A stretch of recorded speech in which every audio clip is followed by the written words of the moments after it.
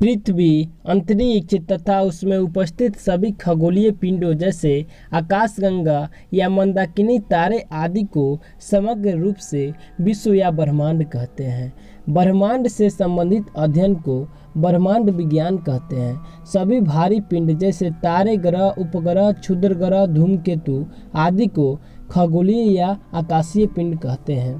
तारों के विशाल समूह को आकाशगंगा कहते हैं। तो दोस्तों, इस वीडियो में हम लोग पूरे सौर मंडल का अध्ययन करेंगे और अंत में हम लोग MCQ प्रश्न को करेंगे। तो चलिए स्टार्ट करते हैं।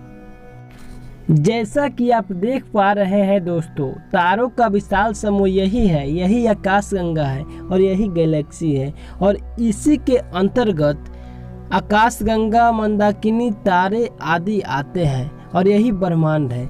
सौर मंडल अंतरिक्ष में हमारा घर। तो दोस्तों, ये हमारा सौर मंडल है। इसके मध्य में सूर्य स्थित है। इसके चारों ओर लाखों क्षुद्र ग्रह परिक्रमा करते हैं और हमारे ग्रह भी करते हैं। तो सौर मंडल में हमारे कुल 8 ग्रह है। इसमें 4 ग्रह पृथ्वी की तरह है और 4 गैस के गोला है। तो सबसे पहला, सबसे निकट बुध है। जी हाँ दोस्तों, बुध है, जिसे मरकरी बोला जाता है। दूसरा शुक्र है, जिसे वेनस बोला जाता है। तीसरा पृथ्वी है, जिसे अर्थ बोला जाता है। चौथा मंगल ग्रह है, जिसे मार्स बोला जाता है। और 4 गोला जो कि गैस के रूप में होते हैं, वो सबसे पहला है बृहस्पति, जिसे जुपिटर कहा जाता है। और दूसरा है शनि, जिसे सैटर्न बोला जाता है। तीसरा है अरुण, जिसे यूरेनस बोला जाता है। चौथा है वरुण, जिसे नेपच्यून बोला जाता है। यानी सौर मंडल में कुल 8 ग्रह है: बुध, शुक्र, पृथ्वी, मंगल, बृहस्पति, शनि, अरुण और वरुण। सौर मंडल का पहला ग्रह बुध है और यह सबसे छोटा और सबसे हल्का होता है।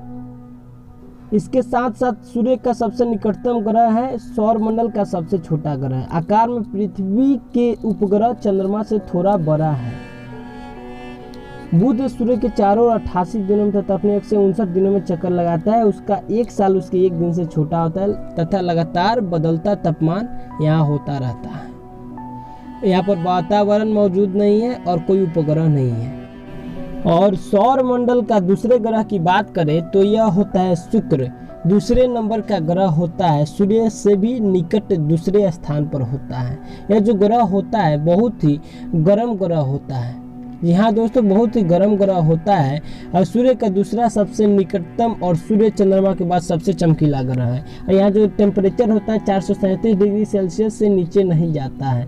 जैसे 100 डिग्री सेल्सियस पर पानी उबलने लगता है या कोई खाना पकने लगता है, लेकिन यहाँ पर टेम्परेचर उसके 4 गुना से अधिक है। जी हाँ दोस्तों, 4 गुना से अधिक है। तो वास्तविक में इस ग्रह पे गर्मी बहुत ज़्यादा होती होगी और इससे प्रातः और रात्रि का तारा भी कहते हैं। यहाँ कोई चंद्रमा नहीं है, उपग्रह नहीं है। तीसरे ग्रह की बात करें तो पृथ्वी, जिसे अर्थ कहा जाता है। जी हाँ दोस्तों, जिसे नीला ग्रह के नाम से भी जाना जाता है और यह सौर मंडल का तीसरा ग्रह है। तरल रूप में पानी होने की वजह से इसे नीला ग्रह कहा जाता है। यहाँ दोस्तों 71% जल और 29% स्थल होता है और यही एकमात्र ग्रह है जहाँ जीवन संभव है और इसके 1 चंद्रमा है, यानी 1 उपग्रह है। जी हाँ दोस्तों, हमारा पृथ्वी का चौथे नंबर का ग्रह है मंगल, जिसे मार्स कहा जाता है। दूसरा सबसे छोटा ग्रह है, यानी बुध के बाद दूसरा सबसे छोटा ग्रह है। जी हाँ दोस्तों, बुध के बाद सबसे छोटा ग्रह। और यहाँ पर वातावरण की एक पतली सी परत होती है। इसे लाल ग्रह के नाम से भी जाना जाता है दोस्तों। और यह होता क्या है, हल्का सा लाल दिखाई देता है यहाँ दोस्तों। और यहाँ का जो मिट्टी होता है वो भी लाल कलर का होता है, इसीलिए इसको रेड प्लेनेट भी कहा जाता है। और 2 छोटे चंद्रमा यानी 2 उपग्रह होते हैं। 5वां ग्रह हमारा है बृहस्पति, जुपिटर, सबसे बड़ा और सबसे भारी ग्रह, सौर मंडल का सबसे बड़ा भारी ग्रह। हाइड्रोजन और हीलियम गैस से बना है यह और इसके 67 उपग्रह है, चंद्रमा है। और शनि की बात करें तो शनि हमारा दूसरा सबसे बड़ा ग्रह है। जी हाँ दोस्तों, शनि हमारा दूसरा सबसे बड़ा ग्रह है। घनत्व तो सभी ग्रहों से इसका कम है। जी हाँ दोस्तों, इसका जो घनत्व है सबसे कम है।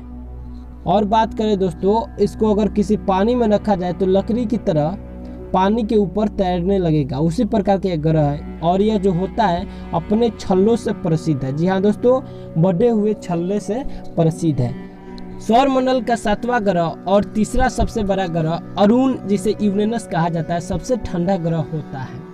या दोस्तों सबसे ठंडा ग्रह होता है। इसकी एक और खासियत है, सभी ग्रह जो होते हैं अपना परिक्रमण तिरछे ढंग से करते हैं, लेकिन ये जो है ये अरुण ये अपना परिक्रमण आरी तरह करता है, आरी तरह से करता है। और इसके कुल 27 चंद्रमा यानी उपग्रह है।